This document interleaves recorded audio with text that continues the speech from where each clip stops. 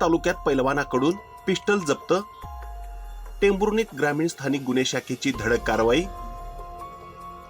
सोलापूर ग्रामीण जिल्ह्यात अवैध अग्निशस्त्रांविरोधात स्थानिक गुन्हे शाखेने मोठी कारवाई करत माढा तालुक्यातील बेंबळे येथील एका पैलवानाला अटक केली आहे. आरोपीकडून एक देशी बनावटीचे पिस्टल व एक जिवंत काडतूस असा एकूण 50,200 रुपयांचा मुद्देमाल जप्त करण्यात आला आहे. बार्शी तालुका पोलीस ठाण्यात यापूर्वी अवैध अग्निशस्त्राचा वापर करून खून करण्याचा प्रयत्न झाल्याचा गुन्हा दाखल झाल्यानंतर पोलीस अधीक्षक अतुल कुलकर्णी यांनी जिल्ह्यातील असे गुन्हेगारांवर कठोर कारवाईचे आदेश दिले होते. त्या अनुषंगाने स्थानिक गुन्हे शाखेचे वरिष्ठ पोलीस निरीक्षक संजय जगताप यांच्या मार्गदर्शनाखाली विशेष मोहीम राबवण्यात आली.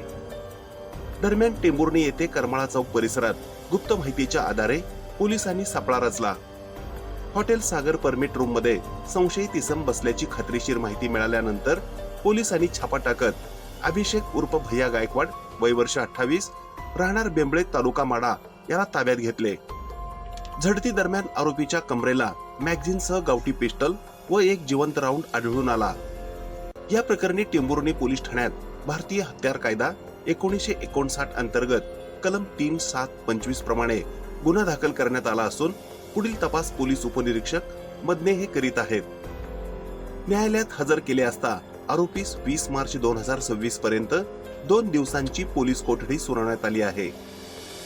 ही कारवाई पोलीस अधीक्षक अतुल कुलकर्णी, अप्पर पोलीस अधीक्षक प्रीतम यावलकर यांच्या मार्गदर्शनाखाली सहाय्यक पोलीस अधीक्षक आत्राम आणि वरिष्ठ पोलीस निरीक्षक संजय जगताप यांच्या नेतृत्वात स्थानिक गुन्हे शाखेच्या पथकाने यशस्वीरित्या पार पाडली.